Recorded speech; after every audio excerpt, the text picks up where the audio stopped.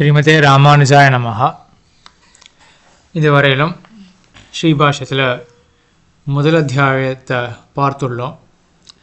இப்பொழுது இரண்டாவது அத்தியாயம் தொடங்கப்படுகின்றது. முதல் அத்தியாயம் சமன்வய அத்தியாயம்.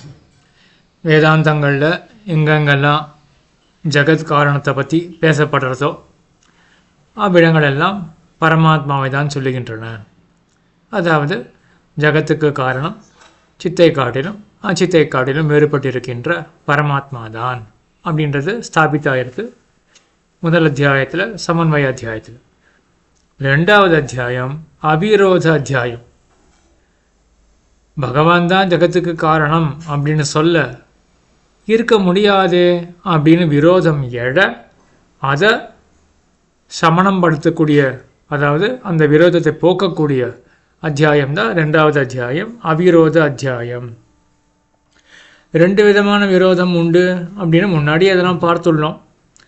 என்ன விதமான விரோதம்னா, பரமாத்மாவானவன் மொத்த ஜகத்துக்கும் காரணமாக இருக்க முடியுமா அப்படின்னு ஒரு கேள்வியாகவும், ஜகத்தானது மொத்த ஜகத்தானது படைக்கப்பட முடியுமா அப்படின்னு மற்றொரு கேள்வியும். இந்த ரெண்டு கேள்விகளுக்கான இதுதான் விரோதமே. ஏன்னா நம்மளுடைய பிரதிஜா என்னது, நம்மளுடைய ஸ்டேட்மெண்ட் என்னது, மொத்த உலகத்துக்கும் பரமாத்மா காரணம் அப்படின்னு இருக்க பரமாத்மா காரணமாக இருக்க முடியுமா அப்படின்னாலும் நம்மளுடைய பிரதிஜை பக்னமாயிடுறது இல்லையா. அந்த ஸ்டேட்மெண்ட் ஆனது அது முறியப்படுகின்றது.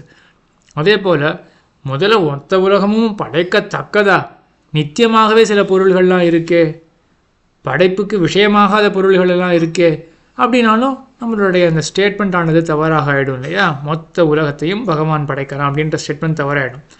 ஆகையினால அந்த மாதிரி விஷயங்கள் விரோதங்கள்லாம் எழ அதை போக்கக்கூடிய அத்தியாயம் தான் இந்த அவிரோத அத்தியாயம் என்ற அத்தியாயம். இதில் முதல் பாதம் ஸ்மிருதி பாதம் அப்படின்னு பெயர். இந்த பாதத்தில் என்ன பண்ணப்படுறது அப்படின்னா, ஸ்மிருதியாலையும் தர்க்கத்தினாலையும் விரோதமானது எழுகின்றது. வேதாந்தத்தில் இந்த மாதிரி பரமாத்மா தான் ஜகத்தை படைத்தான் அப்படின்னு படைக்கிறான், காக்கின்றான், அதுக்கு லயத்துக்கு காரணமாக இருக்கின்றான், அவன் தான் எல்லாமே அப்படின்னு சொல்லி இருக்க. இல்லையே, ஸ்மிருதியில் வேறு மாதிரி சொல்லி இருக்கே அப்படின்னும் ஒரு விரோதம். அதே போல் தர்க்கத்தினால், யுக்தினால், லாஜிக்காக பகவான் படைக்க முடியுமான, இந்த உலகமானது அவனுக்கு காரியமாக இருக்க முடியுமான அப்படின்னு லாஜிக்கலாகவும் விரோதம் எழுது இந்த முதல் பாதத்தில், ஸ்மிருதி பாதத்தில். அதனுடைய முதல் அதிகரணம், இந்த பாதத்தினுடைய முதல் அதிகரணம், இதுக்கு ஸ்மிருதி அதிகரணம் என்றே பெயர். இங்கே என்ன பூர்வபக்ஷம் என்றால், வேதாந்தத்தில் பரமாத்மா தான் ஜகத்தை படைக்கிறான் அப்படின்னு சொல்கிறதாக நீங்கள் சொல்கிறீங்க. ஆனால் வேதாந்தத்தினுடைய அர்த்தத்தை நம்ம நேர தெரிஞ்சிக்க முடியாது. வேதாந்தம்ன்றது எவ்வளவோ முரண்பாடு கொண்டதாக இருக்கின்றது. எத்தனையோ வாக்கியங்கள் இருக்குது. எல்லாவற்றையும் ஆராயக்கூடிய சாமர்த்தியம் நமக்கு கிடையாது. அப்போ என்ன செய்யணும்? ரிஷிகள் என்ன சொல்கிறார்களோ அதுதான் நம்ம ஒப்புக்கொள்ளணும் வழியா நாமே வேதாந்தத்தினுடைய அர்த்தத்தை ஆராய முற்பட முடியாது இல்லையா. அப்படி பார்க்கும் பொழுது கபிலர் அப்படின்ற ஒரு ரிஷி, அவர் என்ன சொல்கிறார், இந்த லோகத்துக்கு பிரதானம்தான் காரணம் அப்படின்னு தன்னுடைய சாங்கிய ஸ்மிருதியில் சொல்லி வச்சிருக்கார். அதனால் அந்த ஸ்மிருதியை தான் நம்ம எடுத்துக்கொள்ளணும் அப்படின்றதுனால, அப்போ அந்த ஸ்மிருதியை ஆராய்ந்தோமே என்றால் அப்போ என்ன தெரியறது, பிரதானம் தான் ஜகத்துக்கு காரணம், பரமாத்மா அல்லவே அப்படின்னு வந்துடுமே என்ற சங்கைகள. அதுக்கு மேலே பதில் வருது, சரி சாங்கிய ஸ்மிருதின்னு ஒரு ரிஷி சொல்லியிருக்கார், கபிலர் அப்படின்ற ரிஷி சொல்லியிருக்கார். ஆனால் அதே போல் மற்ற ரிஷிகள்லாம் பரமாத்மா தான் காரணம் அப்படின்னு சொல்லியிருக்கார்களே. மனுஸ்மிருதி தொடக்கமான மற்ற ஸ்மிருதிகளெல்லாம் பரமாத்மா தான், பிரம்மம் தான் ஜகத்துக்கு காரணம் அப்படின்னு சொல்லப்பட்டிருக்கே அப்படின்னு ஒரு கேள்வியோட அதுக்கு பூர்வபக்ஷி என்ன பதில் சொல்கிறாருன்னா, சாங்கிய ஸ்மிருதியானது அது வெறும் தத்துவபரமானது. உலகத்தில் என்ன உண்மை பொருள் அப்படின்னு ஆராயறதுக்காக வந்த ஒரு தத்துவபரமான கிரந்தம் அந்த சாங்கிய ஸ்மிருதி அப்படின்றது. ஆனால் மனுஸ்மிருதி போன்றவைகளெல்லாம் தர்மசாஸ்திரங்கள், அவையெல்லாம் கர்மத்தை போதிக்க வந்தவை. ஆகையினால தத்துவத்தை ஆராயும் பொழுது எதுக்கு நம்ம முக்கியத்துவம் கொடுக்கணும்? இப்போது தத்துவத்தை ஆராயும் பொழுதும் கூட நம்ம சாங்கிய மதத்துக்கு முக்கியத்துவம் கொடுக்கல அப்படின்னா அந்த மொத்த ஸ்மிருதியும் வீணாக போயிடும் இல்லையா, பயனற்றதாக ஆகிடும். ஆனால் மனுஸ்மிருதி அப்படி கிடையாது. மனுஸ்மிருதியில் பிரம்மம் தான் ஜகத்துக்கு காரணம் அப்படின்னு சொல்லியிருக்கா. சரி, அந்த பாகத்தை விட்டுடுவோம். ஆனால் மொத்த மனுஸ்மிருதியை விட்டதாக ஆகாது. ஏன்னா மனுஸ்மிருதியில் மற்ற தர்மங்கள்லாம் சொல்லப்பட்டிருக்கு இல்லையா, அப்படி நடந்துக்கணும் இப்படி நடந்துக்கணும் அப்படின்னு சொல்லப்பட்டிருக்கு இல்லையா. அதனால் அதுக்கெல்லாம் ஏதோ ஒரு விதத்தில் அந்த கிரந்தமானது பயன்படும். ஆனால் சாங்கிய ஸ்மிருதியில் சொல்லப்பட்ட இந்த பிரதானம் தான் உலகத்துக்கு காரணம் அப்படின்றத நம்ம விட்டு விட்டோமே என்றால் அப்போது மொத்த கிரந்தமும் வீணாக போயிடுமே. ஆகையினால் என்ன பண்ணணும் அப்படின்னா, அப்போது ரிஷிக்கு மதிப்பு கொடுத்து சாங்கிய ஸ்மிருதி இந்த ஸ்மிருதியை எடுத்துக்கணும். பிரம்மம் ஜெகத்காரணம் அல்ல, பிரதானம் தான் ஜெகத்காரணம் அப்படின்னு பூர்வபக்ஷம் எழ, அதுக்கு வேதவியாசர் என்ன சொல்கிறார் அப்படின்னா, சாங்கிய ஸ்மிருதின்னு ஒரு ஸ்மிருதிக்கு ஒரு பயனற்ற தன்மை வரும் அப்படின்ற ஒரு பயத்தினால அந்த ஸ்மிருதியை எடுத்துக்க முற்பட்டோம் என்றால் அப்போ மனுஸ்மிருதி தொடக்கமான பல ஸ்மிருதிகளுக்கு பயனற்ற தன்மை அதை நம்ம எடுத்துக்கவே இல்லையே. அதான் அனவகாச பிரசங்கம் அப்படின்னு அதை நம்ம எடுத்துக்கவே மாட்டோம். அதெல்லாம் அப்பிரமாணங்களாக ஆயிடுமே, பல ஸ்மிருதிகள் அப்பிரமாணங்களாக ஆயிடுமே. ஆகையனால பல ஸ்மிருதிகளுக்கு நாம் முக்கியத்துவம் கொடுக்கணுமே ஒழிய ஏதோ ஒரு ரிஷி சொல்லியிருக்கார் அப்படின்றதுக்கு அது முக்கியத்துவம் கொடுக்கக்கூடாது அப்படின்னு தான் சித்தாந்தத்தில் பதில். அதுக்கு மேலே தான் என்ன சொன்னார் முன்னாடி அந்த பூர்வபக்ஷி, சாங்கிய ஸ்மிருதியானது தத்துவபரமானது, அது நம்ம பிரதான காரணவாதத்தை ஏற்கவில்லை என்றால் அப்போ மொத்த கிரந்தமே வீணாக போயிடும். ஆனால் மனுஸ்மிருதி தொடக்கமான மற்ற ஸ்மிருதிகள்லாம் அது தர்மத்தை போதிக்கக்கூடியவை, அதே போல் தத்துவத்தையும் சொல்லுகின்றவை. அப்போ தத்துவத்தை சொல்லக்கூடிய பாகத்தை நம்ம விட்டால் கூட மற்ற அந்த பாகங்கள்லாம் நம்ம ஏற்றுக்கொண்டதாக ஆறுதுனால மொத்த கிரந்தமும் பயனில்லாமல் போகாதே. ஆகையினால அந்த ஒரு வேறுபாடு இருக்கு இல்லையா. நம்ம சாங்கிய மதத்தை நம்ம பிரதான காரணவாதத்தை விட்டுட்டோமே என்றால் மொத்த கிரந்தமும் வீணாக போயிடுமே அப்படின்னு மேலே அந்த சந்தேகம் எழ, அதுக்கு சித்தாந்தத்தில் என்ன பதில்னா, உண்மைதான் மனு தர்மங்கள் மனுஸ்மிருதி போன்றவைகளில் பிரம்மத்தை பற்றியும் சொல்லியிருக்கு, அதே போல் கர்மத்தை பற்றியும் சொல்லியிருக்கு, அதெல்லாம் சரிதான். ஆனால் அந்த கர்மங்கள் அந்த தர்மங்களை பற்றி சொல்லும் பொழுது அந்த தர்மங்கள்லாம் ஏன் தர்மங்களாக இருக்கின்றன? பிரம்மத்தை ஆராதிக்கப்படுகின்ற பிரம்மத்துக்கு ஆராதனமாக இருக்கிறதுனால தான் அது தர்மங்களாகவே இருக்குது. மனு ஸ்மிருதியில் 1000 தர்மங்கள் சொல்லியிருக்குன்னா அதெல்லாம் ஏன் தர்மங்களாக இருக்குது? அதெல்லாம் பிரம்மத்துக்கு ஒரு ஆராதனமாக, பரமாத்மாவுக்கு ஆராதனமாக இருக்கிறதுனால தான் அது தர்மங்களாகவே இருக்குது. இப்போ பரமாத்மாவையே ஒத்துக்கலை, பிரதானம் போதுமே ஜெகத் காரணம் அப்படின்னு சொன்னோமே என்றால் சொல்லப்பட்ட எல்லா தர்மங்களும் வீணாக போய்விடுமே. அப்போது இந்த இடத்துல என்ன வரும்னா மொத்த கிரந்தமும் வீண் அப்படின்னு தானே வரும். அப்போ என்ன ஆகுது, சாங்கிய ஸ்மிருதி ஒரு கிரந்தம் வீணாகக்கூடாது அப்படின்றதுக்காக இப்போ என்ன பண்ணுறோம், நம்ம ஆயிரக்கணக்கான கிரந்தங்கள் எல்லாம் வீணடிச்சிடுறோமே. ஆகையினால் என்ன பண்ணணும்னா அந்த ஆயிரக்கணக்கான கிரந்தங்கள் அதை ஆதாரமாக கொண்டு நம்ம என்ன பண்ணணும், அப்படிப்பட்ட ஸ்மிருதிகளை ஏற்றுக்கொண்டு என்ன பண்ணணும் அப்படின்னா வேதாந்தத்துக்கு அதுக்கு சேரக்கூடிய பொருள் அது மற்ற ஸ்மிருதிகள்லாம் சுலபமாக சொல்கிறது. ஆக பரமாத்மா தான் ஜெகத் காரணம் அப்படின்றதுல தட்டு கிடையாது அப்படின்றத இந்த முதல் அதிகரணம் ஸ்மிருதி அதிகரணம். ஆக இதில் நம்ம என்ன சுருக்கமாக ஞாபகம் வச்சுக்கலாம், ஸ்மிருதி அதிகரணம் முதல் அதிகரணத்தில் சாங்கிய ஸ்மிருதியை கொள்ள வேண்டும். ஏன்னா வேதாந்தத்தினுடைய அர்த்தம் நமக்கு உபபிரமணத்தை கொண்டு தான் வேதாந்தத்தினுடைய அர்த்தத்தை தெரிஞ்சுக்க முடியும். உபபிரமணம் சாங்கிய ஸ்மிருதி தான். அதனால நம்ம சாங்கிய ஸ்மிருதியை கொண்டு பிரதானம் காரணம்னு தெரிஞ்சுக்கணும். ஏன்னா பிரதானம் காரணம் அப்படின்றத அந்த பட்சத்தை கைவிட்டோமே என்றால் மொத்த சாங்கிய கிரந்தமும் வீணாக போயிடுமே அப்படின்னு பூர்வபக்ஷம் எழ, அப்போ ஒரு ஸ்மிருதியை பார்த்தோமே என்றால் பல ஸ்மிருதிகள் நாம் அப்பிரமாணமாக கொள்ள வேண்டியதாக ஆகிடும். ஆகையினால அந்த ஸ்மிருதிகளை கொண்டு தான் மனுஸ்மிருதி தொடக்கமான ஸ்மிருதிகளை கொண்டு தான் நம்ம உபபிரமணம் பண்ண வேண்டும். ஆகையினால அவைகளில் என்ன சொல்கிறதுன்னா பரமாத்மா தான் ஜெகத்துக்கு காரணம் அப்படின்னு சொல்லுகின்றன.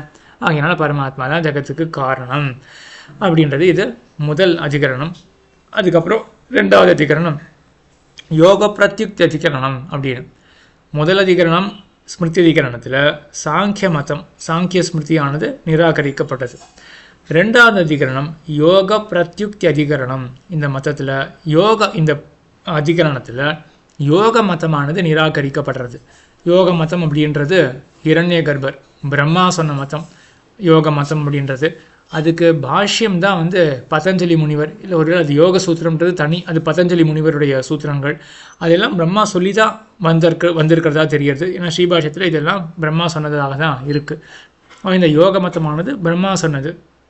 அதில் என்ன ஒரு சந்தேகம் வருதுன்னா, சரி சாங்கிய ஸ்மிருதியை தள்ளிவிட்டாச்சு, ஆனால் யோக மதத்தை நாம் ஆதரிக்கலாமே. ஏன்னா இதில் சாங்கிய மதத்தை போல் ஈஸ்வரனே கிடையாது அப்படின்னு சொல்லலை. யோக மதத்தில் ஈஸ்வரன் உண்டு. அதோடு மட்டும் இல்லை, மோட்சத்துக்கு என்ன உபாயம்னா தியானமானது உபாயம். இதெல்லாம் எவ்வளவு வேதாந்தத்தில் இருக்கக்கூடிய விஷயங்கள் தானே. ஈஸ்வரன் அப்படின்றவனும் ஒத்துக்கப்படுறான், பரமாத்மா ஒத்துக்கப்படுறான், தியானம் அப்படின்றது தான் மோட்சத்துக்கு உபாயம் அப்படின்னு சொல்லப்படுறது. ஆகையினால இந்த ஸ்மிருதியை ஏற்றுக்கொள்ளலாமே என்று சந்தேகம் எழ என்ன இங்கே மறுப்புனா, சரி பரமாத்மா ஈஸ்வரனை ஒத்துண்டாச்சு, தியானம் தான் உபாயம் அப்படின்னு சொல்லியாச்சு. ஆனால் அந்த பரமாத்மா எப்படிப்பட்டவன் அப்படின்னா, வெறும் நிமித்த காரணமான ஒரு பரமாத்மாவை மட்டும்தான் இந்த யோக மதத்தில் ஒப்புக்கொள்ளப்படுறான். ஆனால் நம்ம முன்னாடி பிரகிருதி அதிகரணம் அப்படின்னு போன பாதத்தினுடைய இறுதியில் பார்த்தோம் இல்லையா, பகவான் எப்படியா இருக்கான், அவன் வெறும் நிமித்த காரணம் கிடையாது, அவன் பிரகிருதிஷ்ட, அவன் பிரகிருதியாகவும் உபாதான காரணமாகவும் இருக்கின்றான். அதை இந்த யோக மதத்தில் ஏற்கவில்லையே, ஆகையினால இந்த யோக மதமானது நிராகரிக்கத்தக்கதாக இருக்குது. அதே போல் தியானம் ஏற்றுக்கப்படுறது அப்படின்னு சொன்னது சரிதான். ஆனால் தியானம் அப்படின்னாலே கல்லையா மண்ணையா தியானம் பண்ண முடியும்? தியானம்னாலே ஏதோ விஷயத்தை குறித்த தியானம் தானே. என்ன விஷயம் என்று ஆராய்ந்தோமே என்றால் ஜீவாத்மாவை தியானம் பண்ணணும், சரி நல்லது தான் அது. ஆனால் அந்த ஜீவாத்மா எப்படிப்பட்டவன்றதை ஆராய வேண்டாமா? யோக மதத்தில் ஜீவாத்மாவுக்கு அந்தர்யாமையாக பகவான் கிடையாது. அப்போ ஜீவாத்மாவை தனித்து தியானம் பண்ணுறார்கள் யோக மதத்தில். அதனால என்ன பயன்? அது தத்துவமாக ஆகாது. ஏன்னா ஜீவனை தியானம் பண்ணும்பொழுது அவனுக்குள்ளே இருக்கிற அவன் பரமாத்மாவுக்கு சரீரம் அப்படின்னு தான் ஜீவனை தியானமே பண்ணணும். ஆகையினால இங்கே சொல்லப்படுற தியானமும் நமக்கு பொருள் அல்ல. ஆகையினால ஈஸ்வரனை ஒப்புக்கொண்டாலும் ஈஸ்வரனை உபாதான காரணமாக ஒப்புக்கொள்ளாதபடினால் இந்த மதம் ஏற்புடையதன்று. அதே போல் தியானத்தை உபாயமாக கொண்டாலும் தியானம்ன்றது தியேயம், தியைக்கு நிரூபணீயம் என்று சொல்லுவார்கள். அதாவது எதை பற்றி தியானம் பண்ணுறோமோ அதான் தியேயம், அதை ஆராய வேண்டும் இல்லையா? அது ஆராய்ந்தோமை என்றால் இவர்கள் தியானத்துக்கு விஷயமாக கொள்வது சுத்தமான ஒரு ஆத்மாவை, ஜீவாத்மாவை. அதுக்கு அந்தர்யாமி பக்கத்தில் அவர்கள் போகவே இல்லையே. ஆகையினால இந்த மதமானது நிராகரிக்கப்பட வேண்டியது. 2வது அதிகரணம் யோக பிரத்யுக்த அதிகரணம் அப்படின்றது முடிந்தது. அதற்கு பிறகு 3வது அதிகரணம் விலக்ஷணத்வாதிகரணம் என்று. இந்த 3வது அதிகரணத்தில் மறுபடியும் இந்த சாங்கிய மதத்தை தழுவினவன் தான் வந்து பூர்வபக்ஷியாக வரான். அவன் என்ன சொல்கிறான்னா, இந்த சாங்கிய மதமானது தான் தர்க்கத்துக்கு சேர இருக்குது, லாஜிக்கலாக இருக்குது. ஆகையினால சாங்கிய ஸ்மிருதியை தான் நாம் கொள்ள வேண்டும். என்ன லாஜிக், என்ன தர்க்கம் இங்கே அப்படின்னா, உலகத்துக்கு பிரம்மம் காரணம் அப்படின்னு சொல்கிறீங்கோ, பரமாத்மா காரணம் அப்படின்னு சொல்கிறீங்கோ. பரமாத்மா சேத்தனன், பரம சேத்தனன் இல்லையா, ஞானமே வடிவானவன். உலகம் எப்படி இருக்குது? அச்சித்தாக உலகம் இருக்குது. அதுக்குள்ள சித்தான ஜீவாத்மா இருந்தால் கூட அந்த ஜீவாத்மா எப்படி இருக்கான்? அல்பமான சுகம், எத்தனையோ துக்கம். ஆக உலகம் எப்படி இருக்குன்னா அச்சேதனமாகவும் பெருத்த துக்கம் கொண்டதாகவும் உலகமானது இருக்குது. இப்படிப்பட்ட உலகத்துக்கு பரம சேத்தனமாக ஆனந்தமே வடிவமாக இருக்கக்கூடிய பரமாத்மா எப்படி காரணமாக இருக்க முடியும்? லாஜிக்கே இல்லையே. ஆகையினால என்ன கொள்ளணும் அப்படின்னா தர்க்க ரீதியாக என்ன கொள்ள வேண்டியிருக்கு? சாங்கிய ஸ்மிருதியில் அழகாக சொல்லப்பட்டிருக்கு, அச்சேதனமான இந்த உலகத்துக்கு அச்சேதனமான பிரதானம் காரணம் அப்படின்னு சொல்லப்பட்டிருக்கே. ஆகையினால நாம் பிரதானத்தை காரணமாக கொள்ளுறது தான் சரி தகுந்தது அப்படின்னு அவன் சொல்ல, அதுக்கு தான் இங்கே வேதவியாசர் காட்டுறார். அவன் என்ன சொல்கிறான் அப்படின்னா, இங்கே காரிய காரணையோர் மத்திய சாலக்ஷண்யம் அஸ்தி அப்படின்னு சொல்கிறாங்க. என்ன சொல்கிறான்னா, காரியத்துக்கும் ஒரு சாலக்ஷண்யம், ஒரு பொருத்தம் வேண்டும், ஒரு ஒப்புமை வேண்டும். லோகத்தில் அப்படி தானே தெரிஞ்சிருக்கு. மண்ணிலிருந்து தான் மண் குடமானது உருவாகும், இரும்பிலிருந்து தான் இரும்பு சங்கிலியானது உருவாகும், இரும்பிலிருந்து பட்டு வஸ்திரம் உருவாகுமா? சம்பந்தமே இல்லையே. ஆகையினால காரியத்துக்கும் காரணத்துக்கும் சாலக்ஷண்யம், பொருத்தம் வேணும். லோகமோ அது அச்சேதனமாகவும் துக்க மிஸ்ரமாகவும் இருக்குது. அது எப்படி பகவானுடைய காரியம் எப்படி சொல்ல முடியும்? ஏன்னா பகவான் தான் ஆனந்தமயனாக இருக்கானே, அவன் பரமச்சேதனாச்சே அப்படின்னு அங்கே. ஆக என்ன லாஜிக்? இங்கே காரியத்துக்கும் காரணத்துக்கும் சாலக்ஷண்யம் வேணும், பொருத்தம் வேண்டும் அப்படின்னு அவன் சாங்கியன் நிற்க. பதில் என்ன அப்படின்னா, லோகத்தில் எல்லா இடத்துலையும் காரியத்துக்கும் காரணத்துக்கும் பொருத்தம் இருக்கிறதா ஒன்றும் தெரியல. சில இடங்களில் காரணம் வேறு விதமாக இருக்குது, காரியம் வேறு விதமாக இருக்குது அப்படின்னு வேதவியாசர் சொல்கிறார். என்ன உதாரணம் காட்டுறார் லோகத்தில் என்றால், கோமயம் இருக்குது, சாணி இருக்குது, அதுலேருந்து தேள் உண்டாகுமா? கோமயத்துக்கும் தேள் அந்த உடம்புக்கும் என்ன பொருத்தம் இருக்குது? அதே போல் மக்ஷிகா இருக்குது, அதுலேருந்து தேன் இருக்குது, அதுலேருந்து கிருமிகள்லாம் உண்டாகுமா? அந்த கிருமி உடம்புக்கும் அந்த தேனுக்கும் என்ன பொருத்தம் இருக்குது? ஆகையினால காரிய காரணங்களாக இருக்கணும்னா கண்டிப்பாக பொருத்தம் வேணும் அப்படின்றது தேவை கிடையாது. விலக்ஷணையோர் மத்திய அப்படி காரியகாரண பாவகா சம்பவதி, வேறுபட்ட பொருள்கள் மத்தியிலும் காரியகாரண பாவமானது இருக்கும் அப்படின்றத இந்த அதிகரணத்தில் சொல்கிறார். இங்கே என்ன தாத்பரியம் அப்படின்னா, வேதாந்தத்தில் நம்ம பார்க்கும் பொழுது பரமாத்மா பிரம்மமானது அது ஜகத்துக்கு காரணம் அப்படின்னு சொன்ன உடனேயே இப்படி ஒரு வாக்கியம் எடுத்துப்போமே, அக்னி இருக்கு இல்லையா, அக்னியால் இந்த துணியை நனைத்து விடு, அதே போல் ஜலத்தால் இந்த பண்டத்தை உலர்த்தி விடு அப்படின்னு சொன்னால் யாருக்காவது ஏதாவது புரியுமா? அக்னியை கொண்டு எப்படி ஒரு துணியை நனைக்க முடியும்? அக்னியை கொண்டு எரிக்க தானே முடியும். அதுபோல் ஜலத்தை கொண்டு நனைக்க தான் முடியும். ஜலத்தை கொண்டு மற்றவனை உலர்த்த முடியுமா? எரிக்க முடியுமா? ஆக இந்த மாதிரி ஒரு ஸ்டேட்மெண்ட் வாக்கியம் இருந்ததுன்னா யாருக்குமே உண்மையை புரியாது இல்லையா? இதுதான் அயோக்கியதா நிச்சயா அப்படின்னு சொல்லுவார்கள். இது இந்த வாக்கியமானது பிரமாணமே கிடையாது, இது வேறு ஏதோ சொல்ல வருது. நம்ம எடுப்பில் அந்த என்ன தோன்றதோ யதாசுத்தார்த்தா அப்படின்னு சொல்லுவார்கள். என்ன தோன்றதோ அந்த அர்த்தத்தை எடுத்துக்க முடியாது. நீங்களே யோசிச்சு பாருங்கள் எல்லாருமே. அக்னியால் இந்த பாத்திரத்தை நனைத்து விடு அப்படின்னு சொன்னால், நான் நனைத்து விடுன்றது நம்ம யதாசுத்தமாக அப்படியே யாருமே எடுத்துக்கவே மாட்டோம். ஏதாவது கொஞ்சம் மாற்றி வச்சு என்ன சொல்ல வர்றார் அப்படின்னு யோசித்து ஏதாவது மாற்றி தான் நம்ம புரிஞ்சுப்போம். அதே போல் ஏன் அங்கே புரிஞ்சுக்கணும்? ஏன்னா அக்னியானதை நினைக்கிறதுக்கு பயன்பட முடியாது அப்படின்னு நம்ம தெரிஞ்சுட்டு இருக்கோம் இல்லையா? அதனால் அப்படி புரிஞ்சுட்டு இருக்கோம். இப்போ அதே போல் காரணம் காரியம் ரெண்டுமே ஒத்ததாக தான் இருக்கும் அப்படின்னு நம்ம முடிவு பண்ணிட்டோம் அப்படின்னு வச்சுப்போமே. இப்போ வேதாந்தம் சொல்கிறது பிரம்மமானது ஜகத்துக்கு காரணம் அப்படின்னு சொன்னால் நம்ம இதை நேராக அப்படி எடுத்துக்கவே மாட்டோம். பிரம்மமானது ஜகத்துக்கு காரணமா? ஜகத்துன்றது வேறுபட்டதாக இருக்குது, பிரம்மமோ ஞானமயமாக இருக்குது. அது எப்படி ஜகத்துக்கு காரணமாக இருக்கும் அப்படின்னு சொல்லி இந்த ஸ்டேட்மெண்ட்டை நம்ம மனசில் வாங்கிக்கவே மாட்டோம். காரணம் அப்படின்னால இப்போ வேறு ஏதோ அர்த்தமோ அப்படின்ற மாதிரி நம்ம போயிடுவோம். அதுக்கு தான் வேதவியாசர் சொல்கிறார், அப்படி கிடையாது. லோக்கத்திலே நம்ம பார்க்கலாம், வேறு விதமாக காரணம் இருக்குது, வேறு விதமாக காரியம் இருக்குது. ஆகியனால வேதாந்தம் சொல்கிற இந்த ஸ்டேட்மெண்ட்டை நம்ம அப்படியே அக்செப்ட் பண்ணுறதுல ஒரு தவறும் கிடையாது. பிரம்மமானது தான் ஜகத்துக்கு காரணம். அது எப்படி காரணமாகுது? அது சரீரம் ஸ்தூலமாக ஆக்கிறது, முன்னாடி சூக்ஷ்மமாக இருந்தது ஸ்தூலமாக ஆக்கிறது, இதெல்லாம் நம்ம பிரகிருதி அதிகரணத்திலே பார்த்துருக்கோம். இந்த அதிகரணத்திலையும் இந்த விலக்ஷணத்வாதிகரணம் இப்படின்ற இந்த 3வது அதிகரணத்தில் தான் சரீரம்னா என்ன அப்படின்றதெல்லாம் ரொம்ப டீட்டெயில்டாக எம்பெருமானால் சாதிச்சிருக்கார். எஸ்ய சேத்தனசை திரவியம் சர்வாத்மனா ஸ்வார்த்த நியந்தும் தாரயித்தும் சக்கியம் தச்சேஷதைக்க சுரூபம் தத்தசி சரீரம் அப்படின்னு சரீரம்னா என்ன அப்படின்றத ரொம்ப விளக்கியிருக்கார். அதெல்லாம் நம்ம எங்கேயாவது ஒரு டிஸ்கஷனோ இல்லாட்டி வேறு ஒரு இடத்துல நம்ம அவசியம் அதெல்லாம் கொஞ்சம் ஆழமாக பார்க்கலாம். ஒரு முக்கியமான விஷயமானது இந்த விலக்ஷணத்வாதிகரணம், இந்த சரீரத்தை பற்றின விசாரமானது இந்த விலக்ஷணத்வாதிகரணத்தில் இருக்குது. நம்ம மேற்கொண்டு இப்போ பார்க்குறதுனால நம்ம என்ன தெரிஞ்சுக்கணும் வேண்டியிருக்கு அப்படின்னா, இந்த அதிகரணம் பொறுத்த வரையிலும் இதில் பூர்வபக்ஷம் என்ன அப்படின்னா, காரியம் காரணம் ரெண்டும் ஒத்த தன்மையை கொண்டதாக இருக்கணும். பிரம்மம் வேறு தன்மையை கொண்டது, ஜகத்து வேறு தன்மையை கொண்டது. ஆகையினால பிரம்மமானது ஜகத்துக்கு காரணம் அல்ல அப்படின்னு பூர்வபக்ஷம் எழ, என்ன சித்தாந்தம்னா காரியம் காரணம் எல்லா இடத்துலையும் மொத்த தன்மையை கொண்டதாக இருக்கணும் அப்படின்ற அவசியம் கிடையாது. தேலானது கோமயத்திலிருந்து சாணியிலிருந்து உருவாருதே, அங்கே என்ன ரெண்டுத்துக்கும் பொருத்தம் இருக்குது. கிருமியானது மக்ஷிகையில் இடத்திலிருந்து தேன் இடத்திலிருந்து உருவாருதே, அதில் என்ன பொருத்தம் இருக்குது. ஆகையினால பிரம்மமானது ஜகத்துக்கு காரணமாக இருப்பதில் குறை இல்லை அப்படின்றது 3வது அதிகரணம். அதற்கு பிறகு 4வது சின்ன அதிகரணம் சிஷ்டா பரிகிரகா அதிகரணம். அதாவது 3வது அதிகரணத்தில் சாங்கியன் அவன் நிரசிக்கப்பட்டானா, அவனுடைய மதம் தப்பு அப்படின்னு நிரசிக்கப்பட்டதா. அதே போல தான் வேதவியாசர் என்ன சொல்கிறாருன்னா, இதே போல் மற்ற வாதிகள் அவர்களெல்லாம் என்ன பண்ணுறார்கள்னா, பிரம்மத்தை காரணமாக கொள்ளாமல் பரமாணுக்கள் தான் காரணம் அப்படின்னு யாரெல்லாம் முற்பட வரார்களோ அவர்களுடைய மதம் எல்லாமே நிரசிக்கப்பட்டது.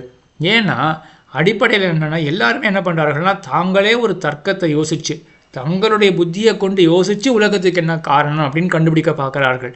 அப்போ ஒருத்தன் யோசிக்கிறான், அவனை காட்டிலும் அடுத்தவன் புத்திசாலியாக இருந்தால் அவன் என்ன பண்ணுவான், அவனுடைய மதம் தான் ஜெயிக்கும். சரி, இன்றைக்கி அவன் புத்திசாலியாக இருக்கான், நாளைக்கு இன்னொருத்தன் அவனை காட்டு புத்திசாலியாக வந்தால் அப்போ மாறிண்டே இருக்கும் பட்சங்கள்லாம். அதனால மனிதனுடைய ஒரு இந்த நினைவால் எதையுமே கொள்ள வேண்டாம். சாஸ்திரம் அது எப்போவுமே நித்தியமாக இருக்குது, அதை ஆராய்ந்து பார்த்து நாம் அர்த்தம் கொள்ள வேண்டுமே ஒழிய நானே யோசித்து நான் உலகத்தை என்ன அப்படின்னு கண்டுபிடிக்கிறேன் அப்படின்னா அது மாறிண்டே இருக்கும், எதுவுமே சரியாக அமையாது. அப்படின்றதுனால இந்த 4வது அதிகரணத்தில் அதுதான் சொல்கிறார். இந்த மாதிரி தர்க்கத்தை கொண்டு நம்ம ஆராயறதை காட்டிலும் என்ன பண்ணணும் அப்படின்னா, நம்ம சாஸ்திரத்தை கொண்டு ஆராயணும். ஆனால் இந்த தர்க்கத்தினால் ஆராய முற்படுறவர்கள் பெரும்பாலும் என்ன பண்ணுறாங்கன்னா, எல்லாருமே ஒரு அம்சத்தில் அநேகமாக ஒரு மெஜாரிட்டி என்ன இதில் வந்து சேருவார்கள் அப்படின்னா, உலகத்துக்கு இந்த பரமாணு தான் காரணம் அப்படின்ற அம்சத்தில் வந்து சேர்ந்துருவார்கள். ஆனால் அந்த பரமாணு எப்படிப்பட்டது? அது வந்து நித்தியமா அநித்தியமா, இல்லாட்டி க்ஷணிக்கமா, இல்லாட்டி க்ஷணிக்கமா நித்தியமா, இல்லாட்டி அது ஞானமயமாக இருக்குமா, இல்லாட்டி அர்த்தாத்மகமாக இருக்குமா, இந்த மாதிரி பல மத வேறுபாடுகள்லாம் இருக்கும். அது என்னென்ன வேறுபாடுகள் அப்படின்றதுலாம் அந்தந்த மதத்தை கொஞ்சம் ஆழ்ந்து ஆராய்ந்தால் தான் தெரியும். அது ஜெயின மதம் சொல்லப்படுறது, பௌத்த மதம் சொல்லப்படுறது, அதே போல் இங்கே தார்க்கிக மதம், எல்லாமே மதங்கள் சொல்லப்படுறது. எல்லாத்துலேயும் வந்து பரமாணு தான் காரணம் அப்படின்றதுல எல்லாருக்கும் ஒரு சம்மதி இருக்குது, ஒப்புமை இருக்குது. ஆனாலும் இந்த பரமாணு இப்படிப்பட்டது அப்படின்ற இடத்துல மற்ற வேறுபாடு இருக்குது. மொத்தத்தில் என்ன நம்ம தெரிஞ்சுக்கணும் அப்படின்னா, நம்மளுடைய மத்தியை கொண்டு எதுவும் ஆராய முடியாது, சாஸ்திரத்தை கொண்டு தான் ஜெகத்காரணத்தை நிர்ணயம் பண்ணணும் அப்படின்னு சொல்கிறது இந்த 4வது அதிகரணம், சிஷ்டா பரிகிரகாதிகரணம். அதுக்கப்புறம் 5வது அதிகரணம் போக்திராபத்தி அதிகரணம் என்று. இந்த 5வது அதிகரணத்தில் என்ன விஷயம்னா, நம்ம இந்த விலக்ஷணத்துவாதிகரணம் அதில் என்ன பார்த்தோம்னா, பிரம்மமானது ஜகத்தை சரீரமாக கொண்டது. இதெல்லாம் நம்ம அடிப்படையான சித்தாந்தம் இல்லையா? இந்த பிரம்மத்துக்கு இந்த ஜகத்தானது சரீரம் அப்படின்றது அடிப்படையான சித்தாந்தம். அது நம்ம பிரகிருதி அதிகரணத்துலையும் பார்த்தோம், விலக்ஷணத்துவாதிகரணத்துலையும் அங்கே விப்புலமாக அடியன்னு சொல்லலை, ஆனால் நிறைய விஷயங்கள் அங்கே இருக்குது சரீரத்தை பற்றி. அதுக்கு மேலே கேள்வி எழுது இந்த 5வது அதிகரணத்தில். அப்போ பிரம்மமானது இந்த ஜகத்தை சரீரமாக கொண்டு இருக்கு அப்படின்னா, அப்போ சரீரத்தை கொண்டு இருக்கிற ஆத்மாவுக்கு எப்படிலாம் துக்கம் வருதோ அப்போ பிரம்மத்துக்கும் துக்கம் வருமா அப்படின்னு ஒரு கேள்வி. பிரம்மத்துக்கும் போகம் இருக்கா, சுகதுக்க அனுபவம் இருக்கா, போகம் இருக்கா அப்படின்னு கேள்வி. இதே போல் ஒரு கேள்வி நம்ம முதல் அத்தியாயத்தினுடைய 2வது பாதத்தில் பார்த்துருக்கோம். அத்திரதிகரணம் அப்படின்ற இடத்துல சம்போக பிராப்தி அப்படின்னு மாதிரி ஒன்று பார்த்தோம். என்ன போகம் அப்படின்னா, அதாவது பிரம்மமானது ஹிருதய குகையில் இருக்குது அப்படின்னு உடனே ஒரு கேள்வி வருது. அப்போ ஆத்மா ஹிருதயத்தில் இருக்குது, பிரம்மமும் ஹிருதயத்தில் இருக்குது, பரமாத்மாவும் ஹிருதயத்தில் இருக்கான். அப்போ ஆத்மாவுக்கு எப்படிலாம் சுகதுக்கம் வருது, அப்போ பரமாத்மாவுக்கும் வருமா அப்படின்னு கேள்வி வர, அங்கே என்ன சொல்லப்பட்டது அப்படின்னா, பரமாத்மாவுக்கு கர்மம் இல்லையே, அதனால் பரமாத்மாவுக்கு போகம் வராது. இங்கேயும் அதே போல தான் ஒரு கேள்வி. ஆனால் இங்கே அந்த கேள்விக்கு நிமித்தம் வேறு. அங்கே என்ன நிமித்தம் அப்படின்னா, ஆத்மா எப்படி ஜீவாத்மா எப்படி உடம்புக்குள்ளே ஹிருதயத்துக்குள்ளே இருக்கோ, பரமாத்மாவும் உடம்புக்குள்ளே ஹிருதயத்துக்குள்ளே இருக்கே, அதனால பரமாத்மாவுக்கும் சுகமும் துக்கமும் வருமா அப்படின்னு கேள்வி.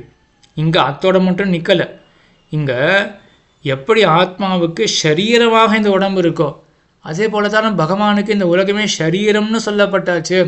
அப்போ சரீரத்தினால சுகதுக்கங்கள்லாம் வராதான பரமாத்மாவுக்கு என்று இங்கே அதிகப்படியான ஒரு கேள்வி அந்த வாசிக மனசில் நல்லா கொள்ள வேண்டும். அந்த அத்திரதிகரணம் முதல் அத்தியாயம் 2வது பாதத்தில் என்ன கேள்வின்னா, பரமாத்மா உள்ளே இருக்கான் அவ்வளவுதான். ஆனால் இங்கே உள்ளே இருக்கான் அப்படின்றதோடு மட்டும் கிடையாது. அவன் கிட்டத்தட்ட இப்போ இப்படி பிடிச்சுப்போமே, டெனண்டா ஓனரா அப்படின்னு. டெனண்ட்னா அந்த வீட்டில் இருக்கார், ஓனர் அந்த வீட்டில் இருப்பார். ஆனால் டெனண்ட்டுக்கும் ஓனருக்கும் வாசி இல்லையா? இப்போ அந்த மாதிரி தான் 2வது பாதம் முதல் அத்தியாயம் 2வது பாதத்தில் உள்ளே இருக்கான் அப்படின்றது மட்டும்தான். ஆனால் இப்போ அத்தோடு மட்டும் கிடையாது, இவனுக்கு இது சரீரமாகவே இருக்குது. மொத்த சேத்தனம் எல்லாமே இவனுக்கு சரீரமாகவே இருக்குது அப்படின்னு எல்லாம் ஸ்தாபித்தாயிருது. அதுக்கு மேலே இப்போ கேள்வி வருது, அப்போது டெனண்ட்டை காட்டிலும் ஓனராக இருந்தால் கண்டிப்பாக அங்கே ரெஸ்பான்சிபிலிட்டி அதிகமாக தானே இருக்கும். அதே போல் தான் இங்கே ரெஸ்பான்சிபிலிட்டியோ அதனால் வரக்கூடிய விளைவுகளோ அதிகமாக தானே இருக்கும். ஆகையினால அதே போல் இங்கே கேள்வி என்னென்னா, அப்போ பரமாத்மாவுக்கு தான் எல்லாமே சரீரம் அப்படின்னு ஆயிடுச்சுன்னா, அப்போ சரீரத்தினால் வரக்கூடிய துக்கங்கள் எல்லாமே பரமாத்மாவை தட்டுமே அப்படின்னு கேள்வி எழ, சித்தாந்தத்தில் என்ன பதில் சொல்கிறார் என்றால், உலகத்தில் இருக்கக்கூடிய உதாரணத்தை போலவே சியால் லோகவத்து பரமாத்மாவுக்கு லோகத்தில் இருக்கிற மாதிரி பரமாத்மாவுக்கு ஒன்றுமே ஆகாது அப்படின்னு சொல்கிறார். என்ன ஆகாது, என்ன உதாரணம் காண்பிக்கிறார் என்றால், ஒரு ராஜா இருக்கான், சிறைக்கூடத்தில் ஒரு கைதி இருக்கான். ராஜாவும் அந்த சிறைக்கூடத்துக்கு போகிறான். 2 பேருமே உடம்பை பெற்றவர்கள் தானே. அந்த கைதியை சிறையில் அடைக்கப்பட்டிருக்கான் அப்படின்னா, ராஜாவினுடைய அனுசாசனம், அவனுடைய அந்த சாசனத்தை மீறி இருக்கிறபடினால அந்த கைதியானவன் சிறையில் அடைக்கப்பட்டிருக்கான். அவன் தண்டனையை அனுபவித்து கொண்டிருக்கின்றான். சரி, அந்த கைதி ஒரு மனிதன், அவன் சிறையில் அகப்பட்டிருக்கான். மனிதனாக இருந்து கொண்டு அவன் தண்டனையை மீறினா அவன் சிறையில் போட்டாச்சு. இப்போ ராஜா இருக்கான் இல்லையா, அவன் ஒரு கால் அவனே அந்த கட்டளையை மீறறான் அப்படின்னு வச்சுப்போமே, ஏதோ ரூல்ஸ் போட்டிருக்கான், அவனே அதை மீறறான் அப்படின்னு வச்சுப்போமே. இப்போ அவனை ஏதாவது கேள்வி கேட்க முடியுமா? இல்லாட்டி இவனே அந்த சிறைக்கு அந்த கைதி எப்படி இருக்கான் அப்படின்னு பார்க்கறதுக்கு போகிறான் அப்படின்னா, அப்போ கைதியினுடைய நிலை இவனுக்கு வருமா? இவன் இப்போ அங்கே எப்படி இருப்பான்? இவன் நல்ல சந்தனத்தோட தன்னை அலங்காரம் பண்ணிட்டு குழுன்னு இருப்பான். இவனுக்கு குளுமை போறலை அப்படின்னா பக்கத்தில் 4 பேர் இவனுடைய தாசவர்க்கங்கள் எல்லாம் இவனுக்கு வியஜனம், அந்த ஃபேனை விசிறின்னு இருப்பார்கள். அங்கே இருந்து கொண்டே என்ன பண்ணுவான் அப்படின்னா ஒரு கட்டளை இட்டான்னா என்னுடைய மந்திரிமார் மூலமாக லோகத்தையே ஆளக்கூட முடியும். ஆக இப்படி ஒரு வேறுபாடு பார்க்கணும் இல்லையா. ஒரு இடத்துல இருக்கான், ஒரு இடத்துல இருந்தாலுமே கூட மனிதனாக தான் 2 பேருமே இருக்கார்கள், உடம்பை பெற்றவர்களாக தான் 2 பேருமே இருக்கார்கள், அதே நிலத்தில் அதே தேசத்தில் தான் இருக்கார்கள். ஆனால் ஒருத்தன் கட்டளை மீறினான் என்று அவன் தண்டனை அனுபவிச்சுட்டு இருக்கான். மற்றவன் என்ன பண்ணுறான் அப்படின்னா அவனுக்கு அந்த சுவாதந்திரியத்தோடு இருக்கான், எந்த கட்டுக்கோப்பு இல்லாமல் இருக்கான், அவன் எல்லா போகங்களையும் கூட அனுபவிச்சுட்டு இருக்கான். அதே போல தான் பகவான் என்ன பண்ணுறான்னா இந்த உடம்புக்குள்ளே இதை நியமித்து கொண்டு சரீரமாக கொண்டு இருந்தாலுமே கூட அவன் என்ன பண்ணுறான்னா அவன் எந்த துக்கத்தையும் அனுபவிக்கிறது கிடையாது. பிரத்யுத்த அதுக்கு நேர் எதிராக என்ன பண்ணுறான்னா துக்கத்தை அனுபவிக்காததோடு மட்டும் அல்லாமல் அவன் இங்கே இருந்து கொண்டே அவன் மொத்த லோகத்தையும் நடத்துகிறான். எப்படி அந்த ராஜாவானவன் மந்திரி மூலமாக மொத்த லோகத்தையும் சிறைச்சாலையில் இருந்து கொண்டே நடத்த தகுதி பெற்றவனோ அதே போல் பரமாத்மா என்ன பண்ணுறான்னா இங்கே அந்தரியாமையாக இருந்து கொண்டு அவன் மொத்த லோகத்தையும் நடத்துகின்றான். ஆகையினால் அவனுக்கு இந்த சுக துக்கங்கள்லாம் ஒட்டாது, சரீரம் ஆக கொண்டிருந்தபடினும் அந்தரியாமையை இந்த துக்கங்கள்லாம் ஒட்டாது அப்படின்னு இங்கே போக்திராபத்தியதீகரணம் அப்படின்றதுல சாதிச்சார். இந்த அர்த்தத்தை ஒட்டியே தான் ஆழ்வாருடைய பாசுரமும் ஒன்று அமைஞ்சிருக்கு. 3ஆம் பத்தில் ஆவிசேர உயிரின் உள்ளால் அதுமோர் பற்றிலாத பாவனை அதனை கூடில் அவனையும் கூடலாமே அப்படின்னு இது விலக்ஷணத்வாதிகரணத்திலே சொல்லியிருக்கணும். அது நத்துர் திருஷ்டாந்த பாவாத் அப்படின்னு ஒரு சூத்திரம் அங்கே வருது. அங்கே ஆழ்வார் என்ன தெரிவிக்கிறார் அப்படின்னா எப்படி ஒரு ஜீவாத்மாவுக்கு இந்த சரீரகதமான தோஷங்கள் ஜீவாத்மாவுக்கு தட்டாதோ அதே போல் அதுக்குள்ளே இருக்கிற பரமாத்மாவுக்கு எந்த சுக்க துக்கங்கள்லாம் தட்டாது அப்படின்னு. அது இந்த 5வது அதிகரணத்தை காட்டிலும் இந்த 3வது அதிகரணத்தில் நது திருஷ்டாந்த பாவாத் அப்படின்னு ஒரு ரொம்ப சித்தாந்த சூத்திரம், ரொம்ப அழகான சூத்திரம். அதுக்கு அப்படியே ஆழ்வாருடைய பாட்டு, அதை பற்றியும் நம்ம டிஸ்கஷனில் கொஞ்சம் ஆழமாக யாராவது முன் வந்தார்கள்னா அப்போது பார்க்கலாம். ஆக இப்பொழுதைக்கு நம்ம 5 அதிகரணங்களை பார்த்துள்ளோம். இதோட மேற்கொண்டு நம்ம அப்புறம் 6வது அதிகரணம் அடுத்த உபன்யாசத்தில் இந்த பாடத்தையும் நம்ம பூரணமாக பார்த்து முடிச்சிடலாம். ஆழ்வார் திருவடிகளே சரணம், எம்பெருமானார் திருவடிகளே சரணம், ஜீகர் திருவடிகளே சரணம்.